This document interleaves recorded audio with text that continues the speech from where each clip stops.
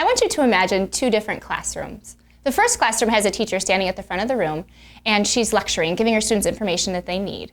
The students are writing the information down and just taking it in. They have just been given a specific project, assigned their roles within their group, and given a step-by-step approach to how they need to finish the project. Now the second classroom. The second classroom has students at the front of the room, at the back of the room, and everywhere in between. Some are working in small groups, some are working independently, some are writing, some are using technology.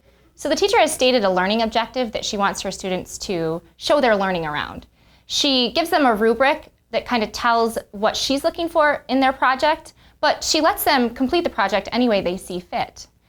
While the students are working, the teacher is roaming the room. She's participating in some of the conversations that her students are having, and also kind of facilitating the learning as necessary. As educators, we can all see the value in each of these classroom setups.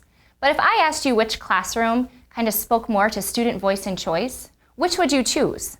Hopefully you would choose classroom number 2. As an educator, one of the most powerful things we can receive is learner buy-in. And I don't mean that students are sitting at their desks, listening intently, and taking in all the information that we give them. I'm referring to true learner buy-in, where students are taking in and learning information because they're interested in it, they're curious, and they want to know more about the world around them. So how do we do this in the classroom? We want our instruction to be meaningful and student-led, but some of us may view this as a messy process. So the real question that we must ask ourselves is this: how do I add more student choice into my classroom?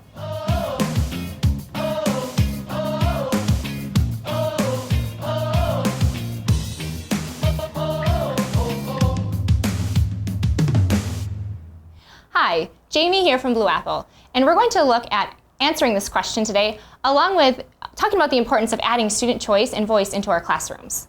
Then we'll take a look at 2 key ways that you can build student choice in your classrooms.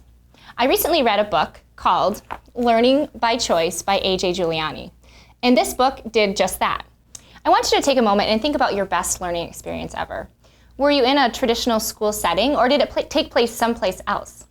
One of my very best learning experiences happened when I was in 5th grade. My teacher recognized that I really, really loved art, but I did not love math. So she posted this challenge. There was a very blank, boring wall on our way down to the cafeteria, and she took me out in front of it and she said, "Here's a challenge for you. I want you to create a mural on this wall, and you have to develop a plan of what you want to paint.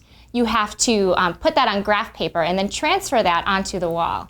I learned so much about learning in that experience because I was doing something I loved, and the learning that took place was something that I was truly interested in.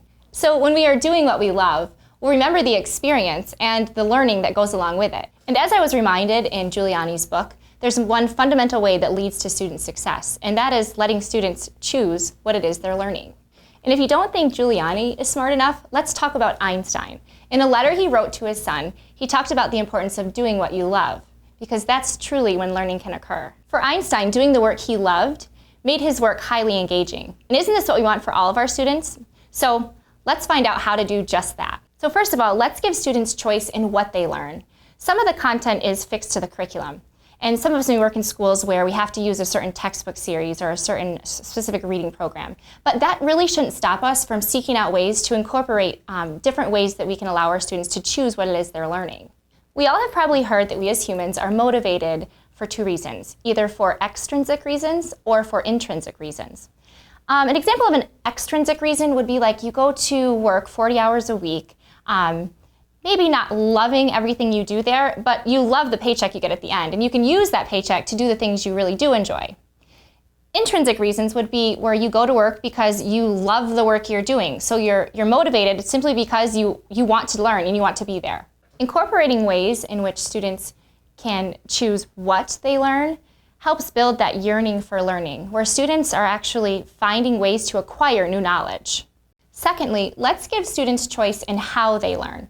Remember us talking about that best learning experience ever a few moments back? Let's think about that again. Think about why you got such great enjoyment out of that one learning experience compared to the thousands of other experiences you've had. There probably was something special about it that sets it apart. You probably had an intrinsic reason for being there. As teachers, we want to find that one magic trick that works for all of our students. But I think we all can agree to this. That's probably not going to happen. Because part of the beauty in teaching is an understanding that all of our students learn differently. And the art in that is crafting those ways to reach each of our learners. For example, some of our learners are communal learners. We know that they like to work in groups. Some of our learners just prefer to work independently. Some of our learners are better at thinking critically or analytically, while others are better at expressing their learning through creative measures. The list of learning differences goes on and on, but one thing's for sure. We cannot reach all of our learners if we're only giving our learners one way to learn. By giving our students choice in how they learn, student engagement will hit an all-time high, and their true understanding of the content that we're teaching will increase as well. So there are 2 ways to promote student choice and voice in your classroom. For strategies, keep watching.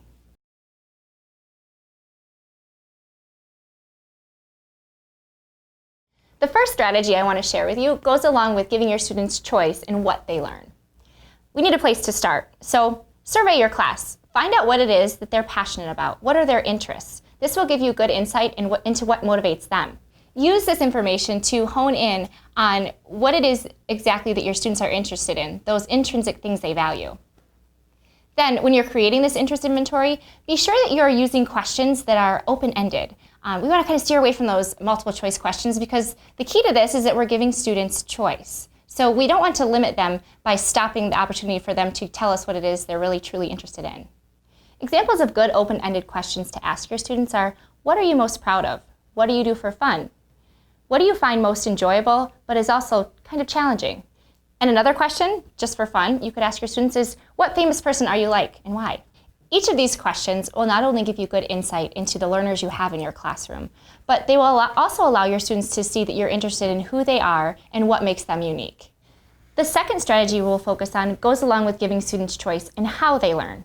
Now, we talked earlier about how we recognize this. All students learn differently. So let's take our communal learners and our individual learners.